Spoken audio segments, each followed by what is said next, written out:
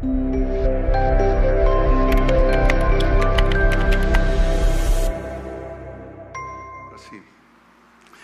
Nos vemos en la necesidad de ponerle cuidado al tema de no caer en religiosidad cuando se trata de establecer una relación con Dios. Porque lo que se entiende allá afuera, o lo que algunas iglesias enseñan, es que tienes que cumplir con ciertos rituales, tienes que cumplir con ciertas ceremonias, tienes que cumplir con cierto código de vestimenta, tienes que hablar de cierta manera, tienes que dejar esto.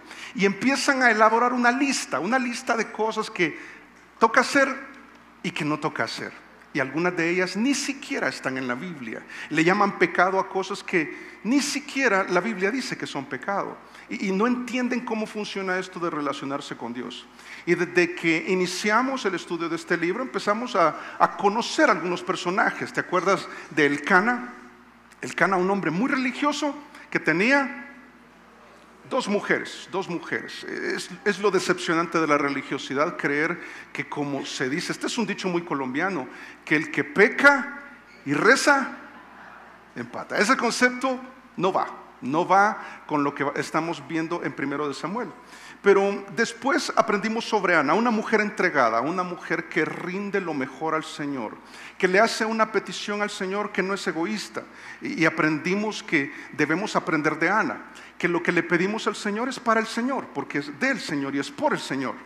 Cuando le pedimos un trabajo y Él nos lo da, queremos dedicarlo al Señor. Cuando le pedimos hijos y Él nos lo da, es para el Señor. Cuando pedimos una graduación o lograr una meta profesional, que entendamos que es por el Señor, que nos da la salud y las fuerzas, las oportunidades.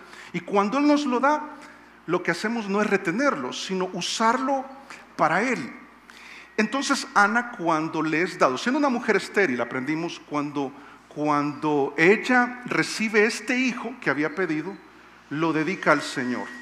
Y aproximadamente cuando Samuel tenía entre 3 y 7 años, Ana lo lleva al tabernáculo, que era como nuestro lugar de reunión, que estaba en Silo, y lo entrega al sacerdote Elí y dice: es del Señor.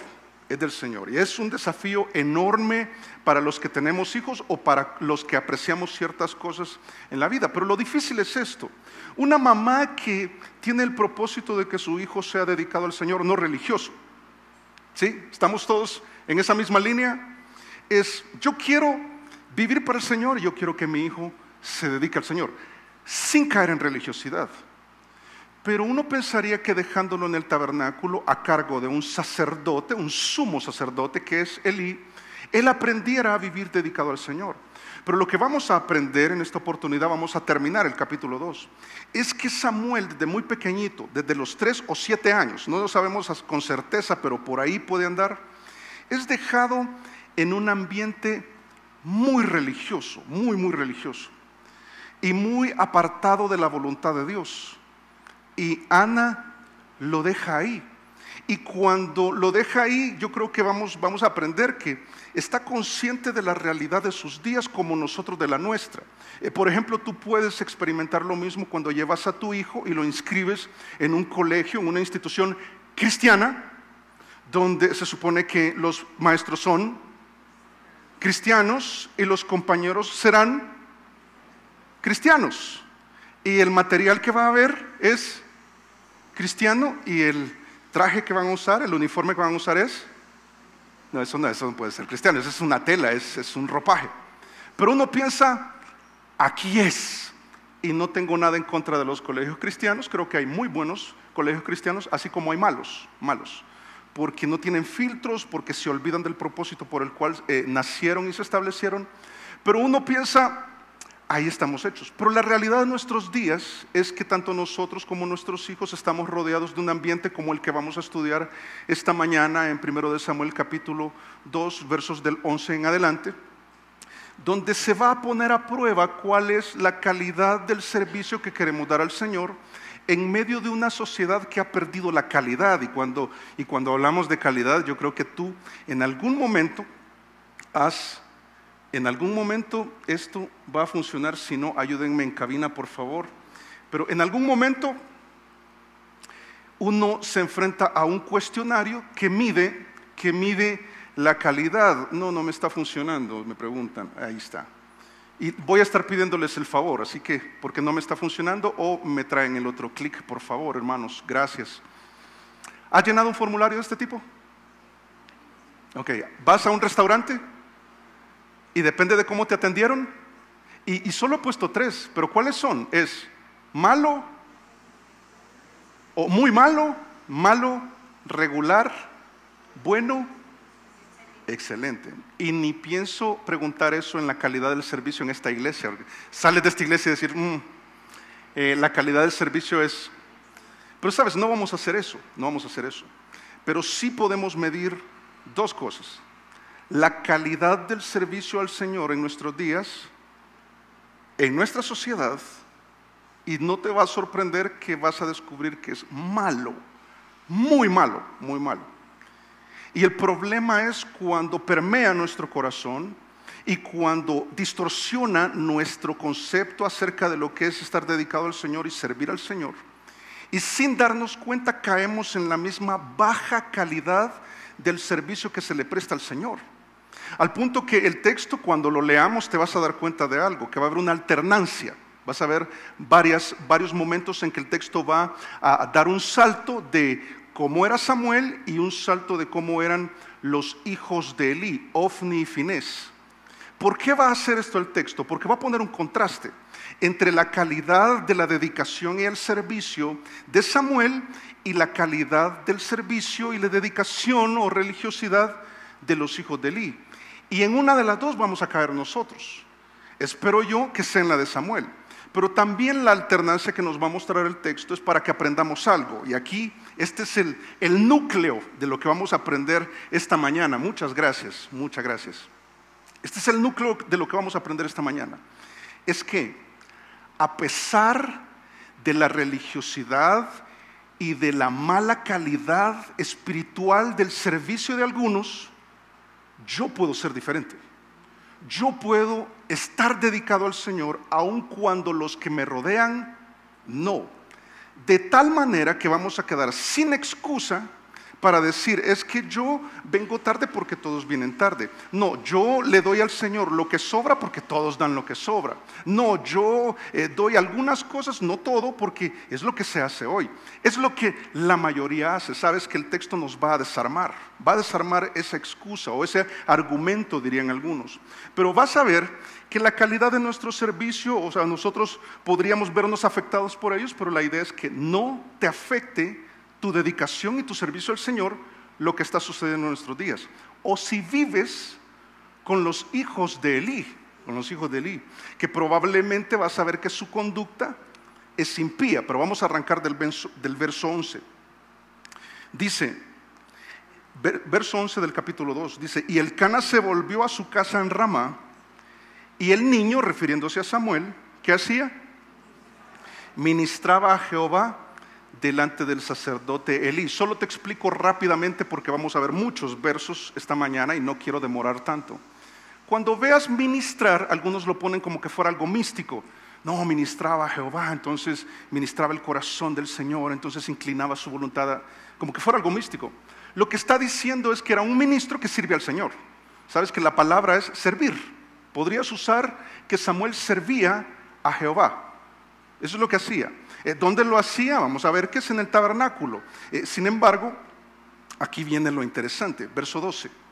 Es decir, él lo lograba. Samuel servía desde chiquito. Dice verso 12. Los hijos de Elí eran ¿qué? Hombres impíos y no tenían conocimiento de Jehová. Y era costumbre de los sacerdotes con el pueblo que cuando alguno ofrecía sacrificio, venía el criado del sacerdote mientras se cocía la carne, trayendo en su mano un garfio de 3 dientes, como un tenedor gigante. Dice, y lo metía en el perol, en la olla, en el caldero o en la marmita, dependiendo de dónde era ofrecido ese sacrificio. Dice, y todo lo que sacaba el garfio, el sacerdote lo tomaba para sí. Ojo, el sacerdote se está refiriendo a los hijos de Elí, eran sacerdotes, ministros. ¿Y qué eran estos ministros según el verso 12? ¿Cómo arranca diciendo que eran? Impíos, impíos. Es aterrador, aterrador pensar que inconversos, impíos que no tienen conocimiento de Jehová, se suban a las tarimas, abran la Biblia y ministren de la forma en que lo están haciendo estos. Ya vamos a entender qué exactamente están haciendo. Dice al final del verso 14: de esta manera hacían con todo israelita que venía a Silo. Lo primero tremendo es que los hijos de Eli eran hombres impíos. También puede entenderse como inútiles para Dios, y verdaderamente lo eran.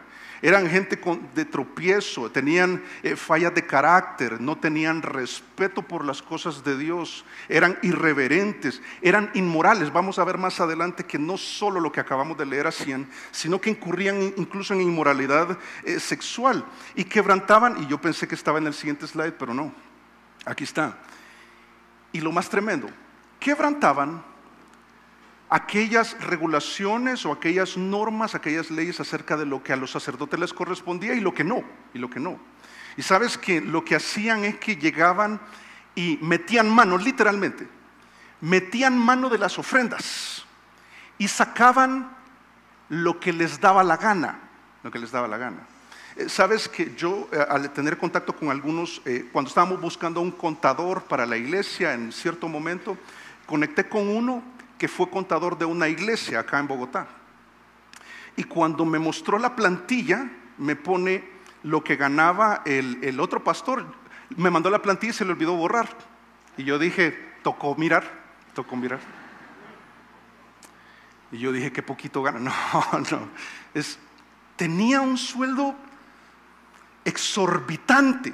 Pero lo peor no era eso, sino que tomaba no sé si el 2 o el 5% de lo que entraba cada domingo. De inmediato yo pensé, ¿cómo es posible que tiene un salario exorbitante y no le basta? Además dependiendo de las ofrendas del domingo, también toma un porcentaje de eso. Sabes que los hijos de Eli están haciendo exactamente lo mismo. Y es decepcionante, son impíos. O sea, cuando uno ve esto, uno dice, no, ¿qué es esto? ¿Qué es esto? No puede ser. ¿Cómo así que son ministros? Y yo pienso lo mismo. ¿Cómo así que son ministros? No puede ser. Pero es que el texto hace la aclaración y dice, es que son impíos. No son hijos de Dios. Vamos a ver, los vamos a poner al descubierto a través de este texto y vamos a aprender algunas cosas nosotros, porque puede ser que esto que está pasando en los días de Samuel está pasando el día de hoy y puede afectar la calidad de tu servicio. Entonces ahí toca tener cuidado. Algunos han tomado la decisión de no ofrendar por el tropiezo que esto implica, pero esto lo vamos a ver más adelante. ¿Por qué digo que quebrantaba la ley que había de los sacerdocios? Es que Deuteronomio 18:3 dice, y este será el derecho de los sacerdotes de parte del pueblo, de los que ofrecieren en sacrificio buey o cordero, darán al sacerdote la espaldilla, las quijadas y el cuajar. Es decir, Dios decía, pueden tomar una parte de esas ofrendas. Pueden, tienen el derecho. ¿A qué correspondería el día de hoy? A que la iglesia sostenga a sus pastores, en el caso de haber varios pastores, o a su pastor. Tienen el derecho, pero eso no más. Pero lo que estamos viendo que está sucediendo en los versículos 11 y 12 y 13 de 1 Samuel 2 es algo muy distinto, porque a ellos no solo les bastaba la parte que les correspondía, ellos querían más. Ellos se creían con el derecho a más. Tanto que, en Levítico 3:16 dice, y el sacerdote hará arder esto sobre el altar. Vianda es de ofrenda que se quema en olor grato a Jehová. Toda la grosura es de Jehová. ¿Cuál es la parte más rica de la carne? La grasita. Y uno piensa en ¿cómo se llama? ¿El chicharrón? El chicharrón, la grasita, qué rico. No, la grasita no la toques. Pero mira verso 14. Dice, y lo metía en el perol, en la olla, en el caldero, en la marmita, y todo lo que sacaba el garfio, el sacerdote lo tomaba para sí. De esta manera hacían con toda ofrenda y con todo israelita, dice ahí, que venía a Silo. Verso 15. Asimismo, antes de quemar el ¿qué? La grosura. venía el criado del sacerdote y decía al que lo sacrificaba: de carne que asar, da carne que asar para el sacerdote, porque no tomará de ti carne cocida, sino cruda. ¿Sabes qué está diciendo? Aún de lo que le toca al Señor, es para mí. Y entonces el que ofrecía el sacrificio decía: no, la ley dice, no me importa lo que diga la ley. Te digo que así son las cosas, así funcionan. Y entonces ellos decían: bueno, son los ministros, lamentablemente impíos, carnales, que no les importaba lo que Dios había establecido en su palabra, no les importa, porque están habituados, fíjate, habituados a poner o anteponer su propio beneficio. O sea, ellos usan el puesto de sacerdote para beneficiarse de la gente. Dicho de otra manera, un poco con analogía, es: yo vengo las ovejas y lo que busco es su lana. ¿Sí? La lana es la que me importa, la lana es la que me sirve. Las ovejas no me importan. Y ellos están sacando del pueblo. ¿Sabes qué a mí me hace pensar? Porque uno dice: ¿qué hacían con tanta carne? Yo no creo que se la comían toda, la verdad. ¿Qué creen ustedes que hacían con esa carne? La vendían. Pero el texto no lo dice, entonces yo no lo puedo asegurar. Pero la probabilidad queda ahí. Abusaban de su posición y de sus privilegios, algo que se ve en nuestros días. Y aquí mira cómo afecta la calidad del servicio de algunos creyentes que ven todo eso y dicen: no, yo no quiero ser así. Y qué bueno no querer ser así. Pero llega un momento en que uno dice: me voy a alejar de la iglesia, me voy a alejar del Señor. Yo no quiero servir, a mí me da miedo. Yo no quiero caer en eso, yo no quiero saber, prefiero ignorar. Y vas a ver que lo mejor no es ignorar, lo vamos a ver más adelante. Lo mejor es hacer lo mismo que Samuel y brindar un servicio fiel al Señor. Pero lo más triste es que estos sacerdotes se acostumbraron a darle al Señor lo que sobra. Se quedan con lo mejor, lo hacen para sí, viven para sí mismos, no para el Señor. Y si sobra, o lo que sobre, eso le damos al Señor. ¿Sabes que a mí esto me estremece? Conforme fui estudiando este texto durante esta semana, yo pensé: Señor, ¿y qué de mí? Te estoy dando las sobras de mi energía, te estoy dando las sobras de mi tiempo, te estoy dando lo que me sobra de los hijos que me has dado, te estoy dando de las sobras de mis recursos, o ni siquiera te estoy dando, bajo la excusa o el argumento de: no, es que los ministros de hoy, y lamentablemente es cierto. O sea, cuando uno escucha historias de terror. Yo me acuerdo los primeros años, tú sabes que esta iglesia tiene 10 años, que yo soy del Salvador, vine hace 10 años acá. Y escuchar a los primeros que se iban a bautizar en la iglesia, que me dijeron: ¿y cuánto cuesta? Para mí fue nuevo, yo nunca lo había escuchado. Yo: ¿cuánto cuesta qué? Bautizarse en esta iglesia. Yo le dije: no, o sea, si te refieres a plata, no cuesta absolutamente nada. Y empezó a llorar, porque me contó que había estado en otra iglesia cristiana, ministros impíos que viven para sí, que cogen de las ofrendas, que no les importa la palabra de Dios, sino que lo que van es detrás de la plata, que les cobraban 300, en aquel momento, hace casi 10 años, 350,000 pesos por bautizarse. Y entonces me dicen ellos: y nosotros toda la familia nos queríamos bautizar, pero hicimos cuentas y no teníamos la plata, entonces no nos pudimos bautizar. A mí se me aguaron los ojos. Yo digo: no puede ser. Y eso nos impulsaba más y decir: no, tenemos que hacer la diferencia, hacer una iglesia diferente. ¿Qué es esto? Y es que obvio, mira, la Biblia habla de este tipo de ministro por todos lados. Y lo que me preocupa es que haya afectado o nos haya afectado la calidad con que vivimos para el Señor y servimos al Señor. Esto es lo que no debería pasar. Lo otro, yo quisiera evitarlo, pero lamentablemente está ahí. Romanos 16:18 dice: porque tales personas, estos ministros falsos, dice, no sirven a nuestro Señor Jesucristo. No sirven.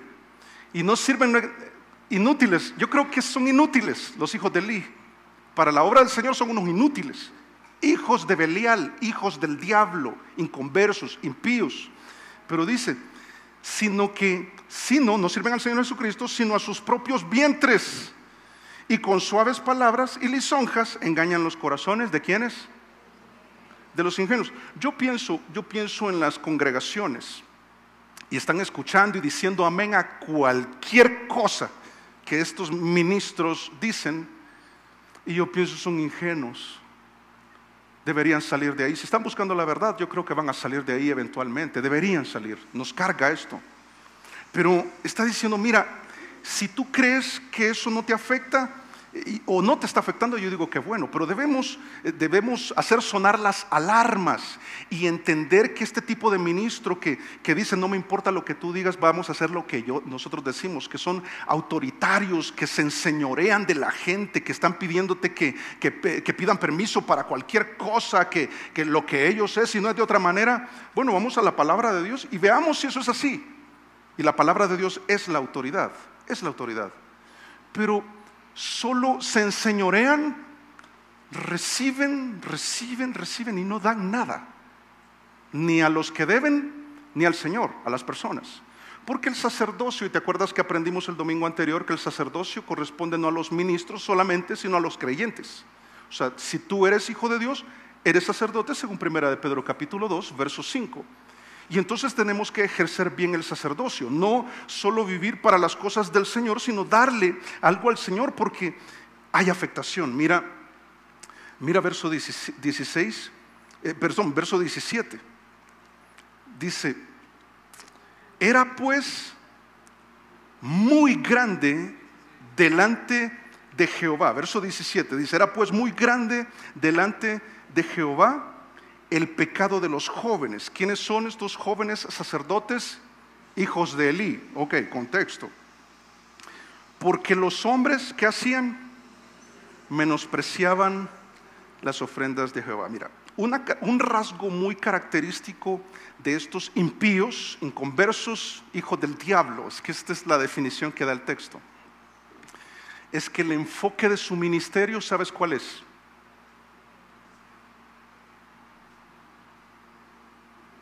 Las ofrendas. Estos ministros están enfocados en las ofrendas. Y la palabra de Dios, bien, gracias. De hecho, muchas iglesias el día de hoy apelan al emocionalismo, sensacionalismo, a lo místico, y están lejos de la palabra de Dios. No hay prioridad. Dan más tiempo dentro de sus cultos, dan más tiempo a otras cosas y poco tiempo a la palabra. Así es que podríamos llamarle tiempo a la palabra a ese momento en que exponen algo. Sabes, son palabras suaves las que te dicen para agradarte, para tenerte cómodo. Y la palabra de Dios, bien, gracias, porque el centro es las ofrendas. Y es lo que hacen ellos. Y servir, fíjate, y dar al Señor en aquel momento y el día de hoy perdió su valor. Al punto que creyentes, estoy hablando ahora de nuestros días, buenos creyentes, y que quieren servir al Señor, y nunca vamos a hacer esto, pero están tan afectados en su corazón que dicen, no, ofrendar no. Pero usted está hablando de ofrenda, hermano. Claro, porque la Biblia habla de ofrendas, pero no es nuestro centro de atención. Las ofrendas se usan para lo que verdaderamente es centro de atención, y es verdaderamente la gloria de Dios por medio de la exposición de su palabra y la transformación de nuestras vidas. Así es como Dios se glorifica. Pero la Biblia habla de ofrendas, pero el centro de ellos era ese. Y la afectación fue tal que llegaron a un punto donde los hombres decían, si los ministros son así, o los que sirven en la iglesia son así, y el que está a cargo es también así, y este que tengo aquí al lado, mira el que tienes al lado. Ahora termina la frase. No, pero yo pensé que iba a decir no es así. Ok. Y este no es así. Entonces, ¿yo para qué voy a ofrendar? ¿Sabes que esto es lo que estaba pasando? Y Dios dice, no, esto no está bien. Esto debe ser diferente. ¿Te acuerdas a quién mencionó en el verso 11 de que servía a Jehová? Samuel. Este era el entorno de Samuel. y dice la Biblia que él servía, vamos a ver más adelante que era acepto. Cuando Dios veía todo esto terrible que estaba pasando, los ministros eran impíos porque el papá, que no era impío, había puesto a sus hijos impíos en un puesto que no estaban valorando, y tuvo una afectación en el pueblo, que el pueblo dijo: no, así la situación, yo al Señor, sí, el Señor es lo máximo para mí, pero yo no le doy a él lo que pertenece. No, yo no le doy de mi tiempo, yo no le doy de mis recursos, le doy si me sobra. Si me sobra. Y uno dice: qué lamentable, qué difícil, qué deplorable. Hay afectación y tenemos que tener mucho cuidado, pero qué bueno que Samuel no es así. Pero también hay ministros en las Escrituras que no eran así, como Pablo, cuando dice en 2 Corintios 4:2, dice: antes bien renunciamos al oculto, nosotros no andamos haciendo cosas ahí por debajo. O sea, dice Pablo, no, dice, o vergonzoso. Y vamos a ver la vergüenza que ellos van a tener más adelante. Dice: no andando con astucia ni adulterando la palabra de Dios, sino por la manifestación de la verdad, recomendándonos a toda conciencia humana delante de Dios. Pablo dice: cuéntenlos a ellos y a mí no me cuenten entre ellos. Que la cosa sea así en estas iglesias es una cosa, que la cosa sea acá en esta iglesia es otra. Pero hablan de ofrendas, la Biblia habla de ofrendas, pero ¿es el centro de atención de la iglesia? No. Yo creo que tú lo sabes muy bien, no tengo que convencerte. Pero la realidad de la religiosidad en la que caemos puede afectarnos a tal punto en que tú dices: lo que sobra está bien. Si has llegado a ese punto, estás de entre el pueblo que fue afectado por los hijos de Elí, que un rasgo propio de los impíos, porque estos hombres son impíos, es que solamente buscan servirse del Señor y no al Señor. Este es un rasgo propio de los impíos. Los impíos buscan en las iglesias, en los ministerios, en la vida, servirse del Señor. Señor, genérame un bien. Si no te acuerdas que Jesús alimentó en una oportunidad a 5,000 personas y en las otras 4,000 personas, ¿te acuerdas? 9,000 personas, ¿te acuerdas? Se sirvieron del Señor, impíos. Se sirvieron, fueron alimentados. ¿Y qué quisieron hacer después? Proclamarlo rey. Porque te imaginas, comida gratis. Él debería ser rey, porque me sirvo del Señor. Pero al momento de servir al Señor, limosna está bien. Mira, es que solo pensarlo es terrible, porque ni a un mendigo es de menospreciar, pero mucho menos de darle ese trato al Señor. Es terrible, y no solo estoy hablando de plata, estoy hablando de la calidad, estoy hablando de la actitud, estoy hablando del corazón. Los impíos sí se sirven del Señor, y si quieres revisarlo después, en 1 Corintios 15 dice que Jesús, cuando resucitó, se apareció a 500 de sus discípulos. ¿Dónde están los otros 8,500 que fueron alimentados? Te voy a decir dónde están: en la misma calidad de los hijos de Elí. Ahí están, se sirven del Señor, pero no sirven al Señor. Y es importante que esto no te afecte, hermano, que no afecte la calidad de tu servicio al Señor. Que seamos como Samuel, y no solamente si ves en ellos una conducta impía, sino también si ves, y ahí se me pasó un poquito, me van a disculpar, si ves que su carnalidad es incorregible, siguen. Y no pasa nada, vas a ver que sí va a pasar algo. Mira el verso 18, dice, otra vez, miren, yo les dije que iba a alternar el texto. Nos está haciendo ver que puede no afectarte. Dice verso 18, y el joven Samuel ministraba en la presencia de Jehová, vestido de un efod de lino. Todo ese desastre. La gente estaba dándole las obras al Señor, la relación con Dios era pura religiosidad, todo el mundo lo hacía, todo el pueblo estaba afectado, y de repente la Biblia dice: pero Samuel servía al Señor. ¿Y cómo era la vestimenta? ¿Qué dice ahí? Que usaba un efod. Sí. Sabes que los niños, de hecho el Día de los Niños, que así entiendo yo que es un nombre que se recibe el 31 de octubre, prefiero el Día de los Niños, la verdad. Y es bien divertido ver a los niños vestirse. ¿De qué se visten los niños? De lo que quisieran ser. Y entonces ahí tú ves Spider-Man, cuando ves un monstruo yo digo, ¿será que eso quiere ser? No, tampoco es una regla. Pero a veces los niños dicen, yo quiero ser policía. ¿Cuántos de niños quisieron ser policías? Sí, varios, yo me acuerdo. Y este gracioso, yo lo he escuchado. ¿Y buceteros? Yo quiero manejar un bus. Y los niños lo ven como uno transmilenio, o sea, esos grandotes quisieran. En los niños. Y cuando crecen eso cambia, por supuesto. En ningún trabajo es menospreciado. ¿De qué estaba vestido Samuel? Con ese efod. Yo lo mostré un poquito, solo aquí haciendo la diferencia en dos vestimentas. La que ves de blanco corresponde a la del sacerdote, un sacerdote. Pero a la que se refiere Samuel, el efod es lo que te voy a marcar en rojo por acá. Es, por decirlo así, todo ese delantal que cuelga de los hombros hacia abajo, que se ajusta a la cintura y llega hasta los pies, diferente al sacerdote. Ese es el efod. Ese es el sumo sacerdote. Solo te doy el dato. En Hebreos 7:26 dice que Jesús es el sumo sacerdote y que nos convenía, santo, sin mancha. Él es el modelo. ¿Qué está planteando el texto? Que en medio de toda esta religiosidad, en medio de que se han acostumbrado a darle las sobras al Señor, Samuel quería ser como Jesús. Eso es lo que está diciendo. El niño no es un sumo sacerdote, no había manera, no había llegado hasta ahí, pero lo que está mostrando el texto es, mira, esto es lo que quería hacer.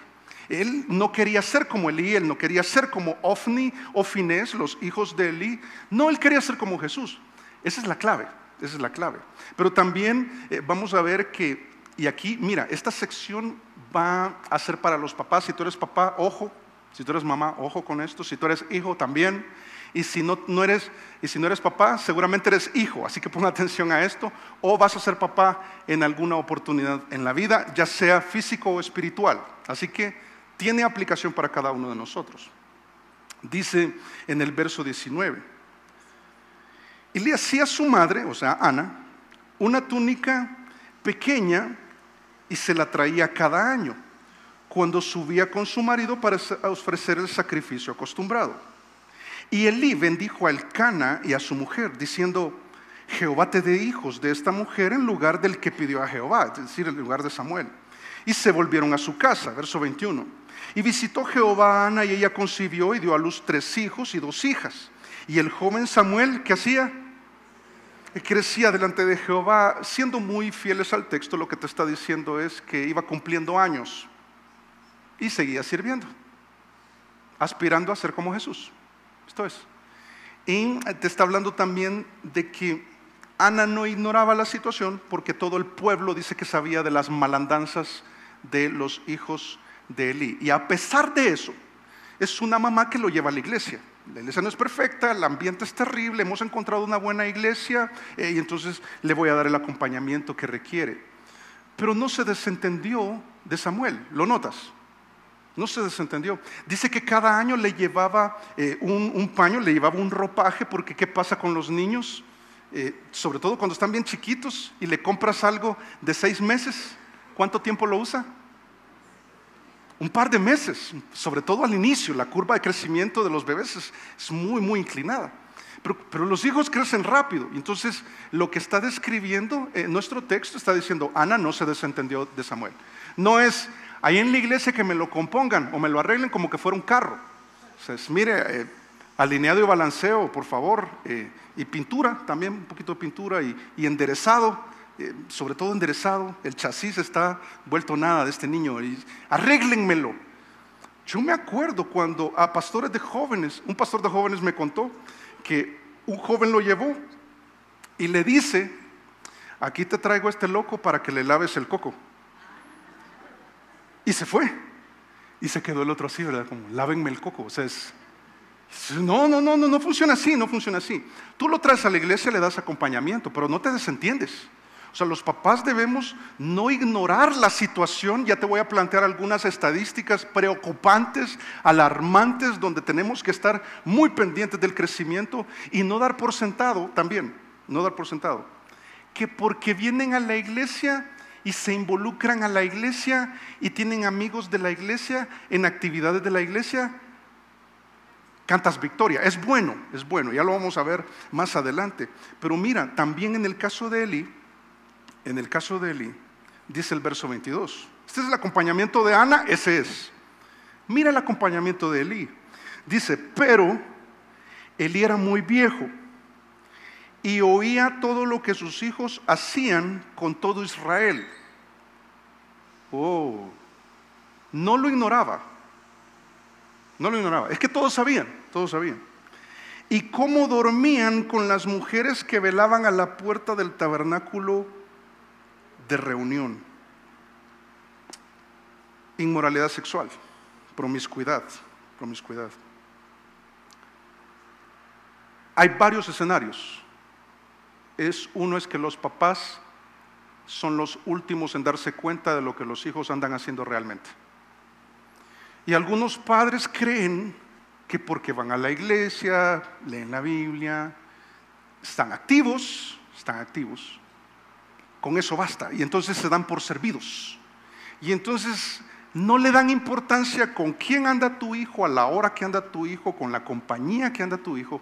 Y dices, no pasa nada, él está bien activo en la iglesia. Error. Podríamos estar equivocándonos. En algún caso ignoras, ni sabes, ni por cerca lo que tu hijo o tu hija o tus hijos andan haciendo, no lo sabes. Pero el otro escenario es, sí sabes, pero lo ignoras voluntariamente. Sí, pero es que, así que quede. Sabes que la posibilidad es esta, mira, en cuanto a esa realidad. 1 Timoteo 5:24 dice, los pecados de algunos hombres se hacen patentes, se hacen notorios, o sea, salen a flote antes que ellos vengan a juicio. O sea, antes de que los llamen y digan, bueno, vamos a definir qué vamos a hacer con este asunto porque tú andas en pecado. ¿Cómo así que tú te andas acostando con las chicas de la iglesia? ¿Cómo es que tú andas teniendo relaciones sexuales con muchachos de la iglesia? ¿Cómo así que tú estás embriagándote? ¿Cómo así que tú estás usando drogas? ¿Cómo así que y estás involucrado en la iglesia? ¿Cómo así? Y Elí no lo ignoraba. O la esposa no ignoraba esto del esposo, o el esposo no ignora esto de la esposa, pero hay lo que sobre de esto, eso le damos al Señor. Y dice, no puede ser así, hay que abrir los ojos. Yo sé que los hijos los amamos, pero por cuanto los amamos debemos tener un gran cuidado. Mira, sabes que el 50%, esto es una estadística, Estados Unidos, pero si quieres hacer este ejercicio, Estados Unidos nos lleva no solamente en tecnología unos años, sino también en el deterioro del cristianismo. Si quieres ver cómo va a ser el cristianismo acá en Colombia, dentro de unos 10 o 15 años, o menos, espero yo que más, ve el cristianismo de Estados Unidos, porque estadísticamente ha pasado. Entonces, fíjate, jóvenes cristianos entrevistados, dice que el 50%, la mitad de ellos no ven grave tener relaciones sexuales antes del matrimonio. Todos lo hacen, no hay ningún problema. Siempre y cuando usemos protección, dicen ya en los datos, siempre y cuando usen protección no hay problema. O sea, solo evitan la consecuencia, no tienen conciencia del pecado. Y dicen, no hay problema, no nos casemos, probemos. Y entonces no está la figura del matrimonio, pero sí hay sexo extramatrimonial o prematrimonial. Más de la mitad, un poco más de la mitad de ellos, el 51%, expresan ya comodidad o aceptación con el tema de la homosexualidad. O sea, hasta dicen de sus amigos, en lugar de compartirles el evangelio, dicen, son buenas personas. Y probablemente la Biblia dice otra cosa, todos somos pecadores. Pero ha llegado un punto, los jóvenes, que dicen, está bien, no, cero rollo. Y se meten en otras situaciones mucho más complejas. Este es preocupante, 94%, casi todos. ¿Sabes? Hay un 70% que ya fue expuesto a pornografía a los 8 años. 8 años, porque los padres les dan un celular que no tiene control parental. Pero es que no sé cómo se hace. Mira YouTube y aprende, y aprende. Pero expuestos todo el tiempo a pantalla, todo el tiempo a lo gráfico, a los 8 años. Cuando cumplen 14 años, el 94%, y los otros 6 creo que mintieron, ya fueron expuestos a pornografía y quedan atrapados en las redes de la pornografía. Una cosa terrible. 25% entre los jóvenes de 18 a 22 años. En esta edad, ¿dónde están? En la universidad. Ok. Lo que están diciendo los universitarios es que se embriagan, aceptaron, que se embriagan sin que sus padres se enteren.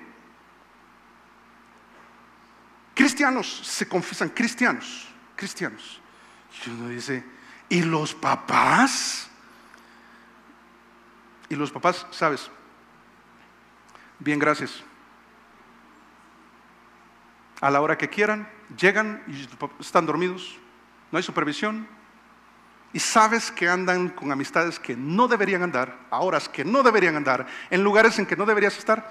Y tú, pero es que está involucrado en la iglesia, pero es que ama al Señor, es un buen joven.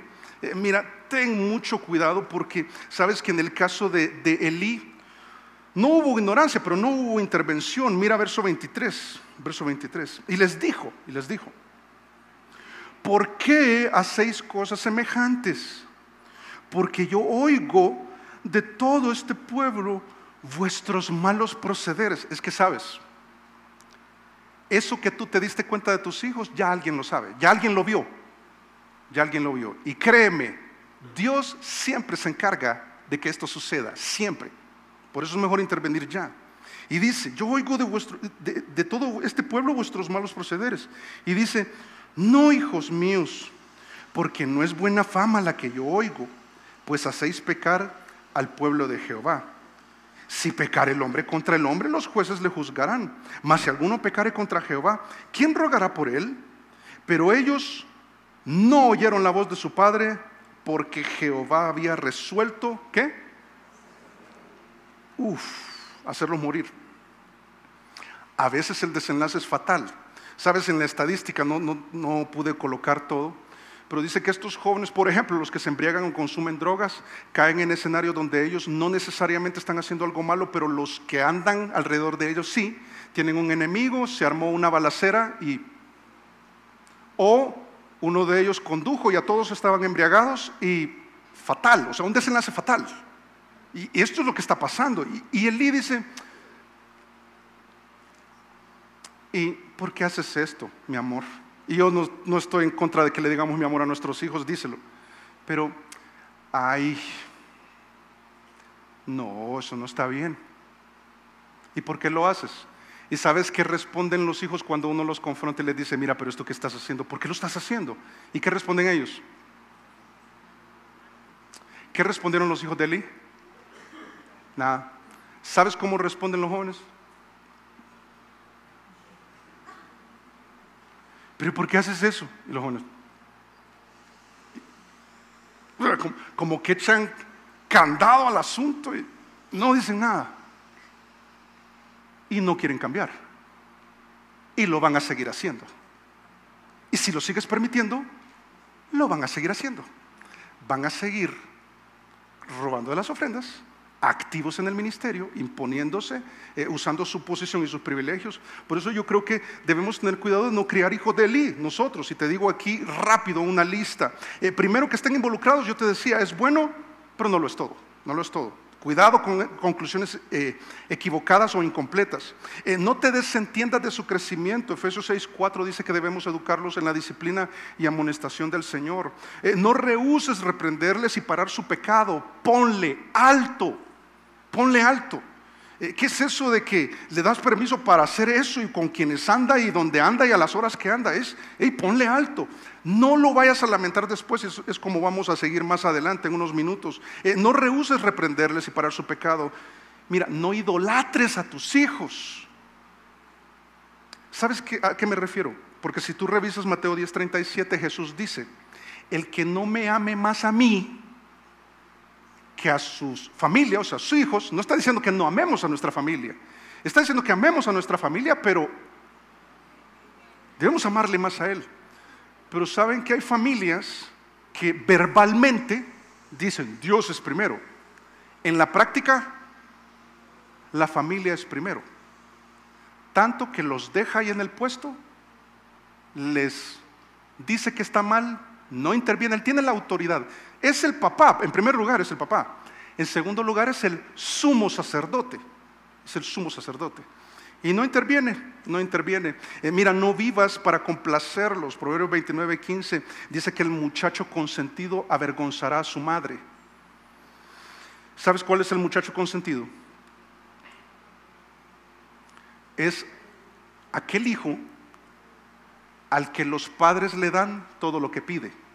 Y en la casa se hace todo lo que el niño quiere. Si vas por ahí, salte de ese camino. Es terrible, terrible. Pero no pasa nada, está chiquito. Espérate a que tenga 14 o 15 años y lo acostumbres a que se haga todo lo que él dice hoy. No, pero es que él no quiere. Sí, pero tú eres autoridad. Sí, pero es que no le gusta. Sí, pero es que esto. Sí, pero es que lo otro. Pero es que no, hay que entenderlos. Y hay que entenderlos. Pero tú eres autoridad. Y especialmente con el tema del pecado. Mira, y como dije, todos somos hijos. Dios eso de hijo consentido no es bíblico. Porque Dios no tiene hijos consentidos. Pero sí un Dios amoroso que nos disciplina cuando es necesario, que pone su voluntad y nosotros tenemos que hacerlo. Porque uno pregunta, sí, pastor, pero fíjese que yo no estoy de acuerdo. Yo sí quiero criar hijos de Eli. Yo no creo que nadie diga esto. Pero sí, ¿y si no? La calidad de mi servicio al Señor es con el Señor, no se extiende hasta mis hijos. No, mira, se extiende hasta tus hijos. La calidad del servicio de Elí era terrible. La de sus hijos era espantosa. La de Samuel era aceptable. Pero ¿y si no hago todo esto que estoy observando y lo hago a tiempo? Entonces el castigo va a ser inevitable. Dice verso 26. Y el joven Samuel iba creciendo y era acepto delante de Dios y delante de los hombres. ¿Notas otra vez la alternancia? Dice, ¡qué desastre! Pero Samuel era calidoso. La calidad del servicio de Samuel era muy aceptable. O sea, aceptable es que thumbs up, es que Dios diría, me gusta. Es que Dios diga, me gusta. Ve todo lo demás y Dios diría, no, eso no me gusta. Y mira, verso 27. Y vino un varón de Dios a Elí y le dijo, así ha dicho Jehová, ¿no me manifesté yo claramente a la casa de tu padre cuando estaban en Egipto, en casa de Faraón? Y yo le escogí por mi sacerdote entre las tribus de Israel para que ofreciese sobre mi altar y quemase incienso y llevase efod delante de mí, o sea, es un sumo sacerdocio. Dice, y di a la casa de tu padre todas las ofrendas de los hijos de Israel. ¿Sabes que lo primero que Dios hace en este proceso de castigo? Primero pone una denuncia. Y esa está en las Escrituras. Si algo tiene Dios en contra de la mala calidad en el servicio por el entorno en el que estemos, porque fulanito lo hace así, porque los ministros son asá, entonces yo por eso no le doy al Señor ni de mis finanzas, ni de mis recursos, ni de mi tiempo. Lo que sobre sí sobra. Dice Dios, mira, ¿acaso yo no les comuniqué el privilegio que implicaba la tarea sacerdotal? No les dije yo que esto era un privilegio y que dentro de ese privilegio ustedes podían tomar de las ofrendas. Podían. Vas a ver que después dice, y si podían, ¿por qué quieren más? Porque eran impíos y ahora ya lo entendemos. Pero también dice verso 29, ¿por qué habéis hollado? Hollado significa pisar. ¿Por qué habéis pisoteado mis sacrificios y mis ofrendas que yo mandé ofrecer en el tabernáculo? Y has honrado a tus hijos más que a mí, engordándoos de lo principal de todas las ofrendas de mi pueblo Israel. Lo que le dices, lo echaron a perder. O sea, ¿por qué como familia ustedes han hecho esto? O sea, ¿cómo así que tú has permitido que tus hijos estén haciendo eso y no haces nada al respecto? No intervienes, no lo ignoras, no intervienes. Tú como cabeza de hogar te has hecho el desentendido de eso, y eso no está bien. Sabes, la complicidad, dice que se engordaron. Lo que está diciendo es, Elí, para mí está claro, esta es mi denuncia contra ti. Para mí está claro que tú no has hecho nada porque tú también te beneficias de eso. Y te preocupa la fama de lo que escuchas. ¿Qué van a decir si los quito? Es como, ¿qué van a decir si intervengo? Es que digan lo que quieran, pero tú has idolatrado a tus hijos, como te enseñaba anteriormente. ¿Cómo has honrado más a tus hijos que a mí? Se beneficiaban indebidamente. Y entonces lo que viene, mira, este verso 30, qué tremendo, porque después de la denuncia lo que viene es descalificación. Verso 30, por tanto, aquí lo que viene no es una advertencia, viene una sentencia. Por tanto, Jehová, el Dios de Israel, dice: yo había dicho que tu casa y la casa de tu padre andarían delante de mí perpetuamente. Mas ahora ha dicho Jehová: nunca yo tal haga, porque yo honraré a los que me honran. El caso de Samuel. Dice, y los que me desprecian serán tenidos en poco. Yo voy a menospreciarles también. Dice 31. He aquí vienen días en que cortaré tu brazo y el brazo de la casa de tu padre, de modo que no haya anciano en tu casa. Está cortando la longevidad de la familia. Qué terrible, terrible. ¿Sabes? Lo que está diciendo el Señor es, me sirves así, de esa manera, porque todos lo hacen.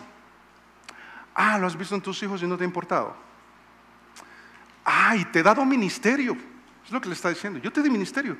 Y cierto que muy bonito el ministerio. Sí, esto es lo máximo. Y sí te di la oportunidad. Sí. Y sí te bendije. Sí, qué bueno estar activo en la iglesia. Qué bendición. Y sí corregí tu pecado. Sí te lo hice ver. Sí. ¿Y qué hiciste? Nada.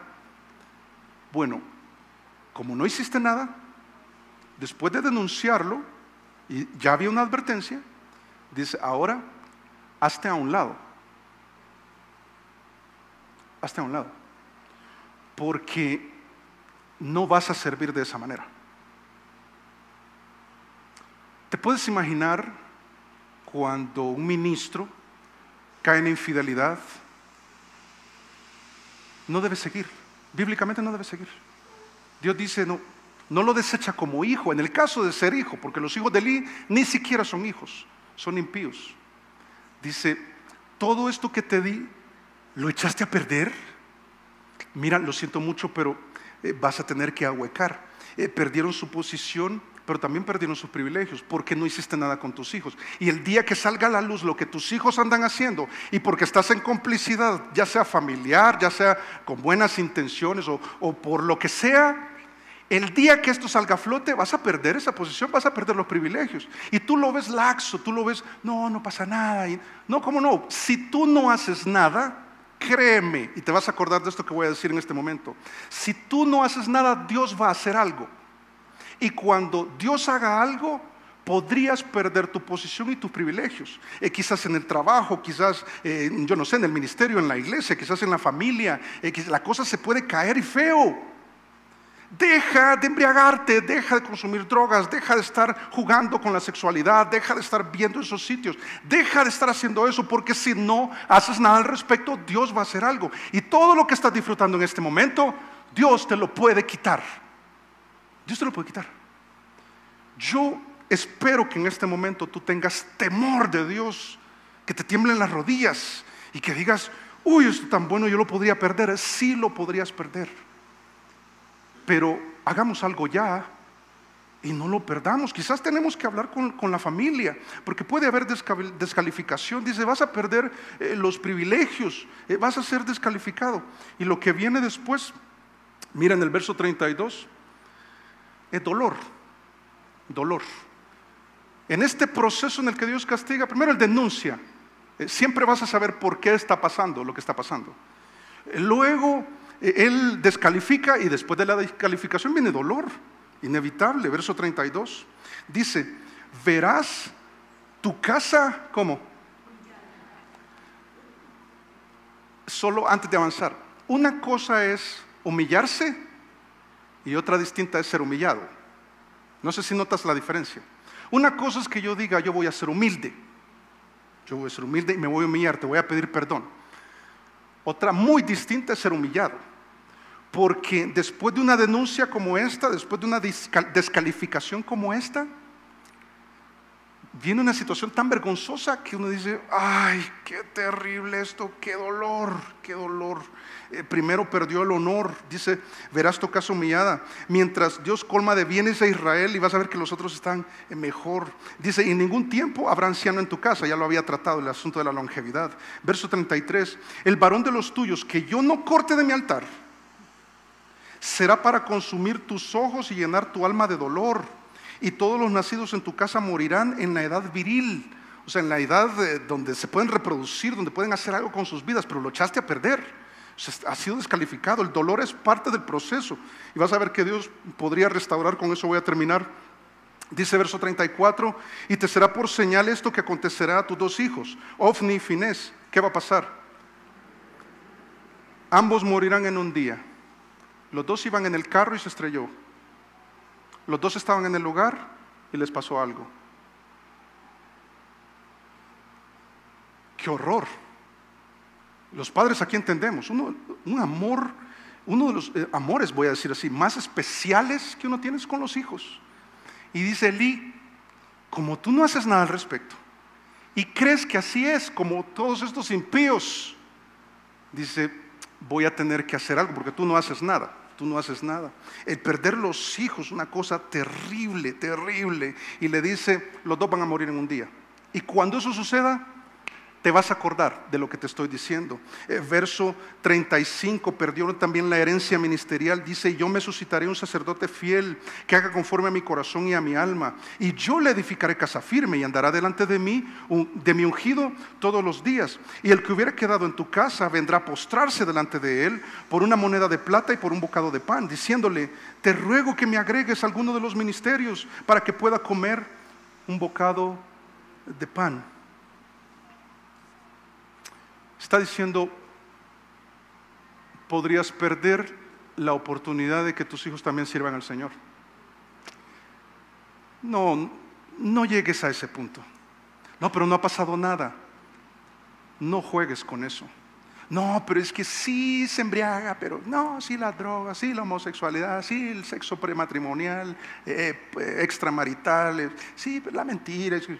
No, mira, Dios va a hacer algo y cuando ese algo suceda podrías quedar descalificado. ¿Sabes que a eso se refirió Pablo ahí en 1 Corintios capítulo 9, verso 27? Dice, sino que golpeo mi cuerpo, dice Pablo hablando de su ministerio. Dice, lo pongo en servidumbre, no sea que habiendo sido heraldo para otros. O sea, yo he llevado el evangelio a muchos, a otras personas.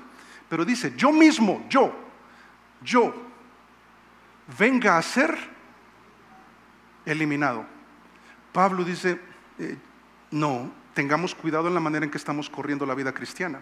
Yo me acuerdo como Julio Contreras, el cual va a estar de hoy en 15, vamos a tenerlo acá en la iglesia predicando. Mi pastor, uno de los pastores generales de Vida Nueva San Salvador. Y me decía, Alex, como pastores es importante comenzar bien, pero es vital terminar bien. Termina bien. Ten cuidado con esto, ten cuidado con esto. Como un padre espiritual aconseja a un hijo. Pero yo digo, aplica para todos. Si comenzaste mal, bueno, pero pudiste corregirlo. Bien, tienes la oportunidad. Pero termina bien. No estés jugando con la infidelidad, no estés jugando con la inmoralidad. Sabes que en Abdías, son textos casi que no muy conocidos. Mira, le dice al pueblo, la soberbia de tu corazón te ha engañado. O sea, esta es la soberbia, mira. Creer que no, aquí estoy, este puesto nadie me lo quita. No, aquí estamos.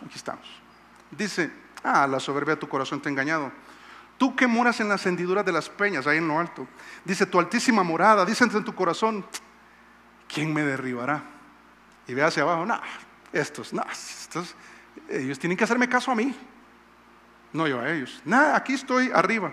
Dice en el verso siguiente, en el verso 4, dice, si te remontares como águila y aunque entre las estrellas pusieras tu nido, De ahí, ¿qué dice el Señor? De ahí te derribará el Señor. Ah, tienes una posición en la iglesia, tienes una posición en la vida, tienes plata, tienes poder, tienes salud, de ahí te puedo bajar. De ahí te puedo bajar, de ahí te puedo bajar. Y cuando uno piensa en este entorno, hermanos, cierro con esto. Cuando uno piensa en este entorno, uno dice, puede hacer que la calidad de mi servicio al Señor pueda estar afectada. Mira, no dejes que te afecte.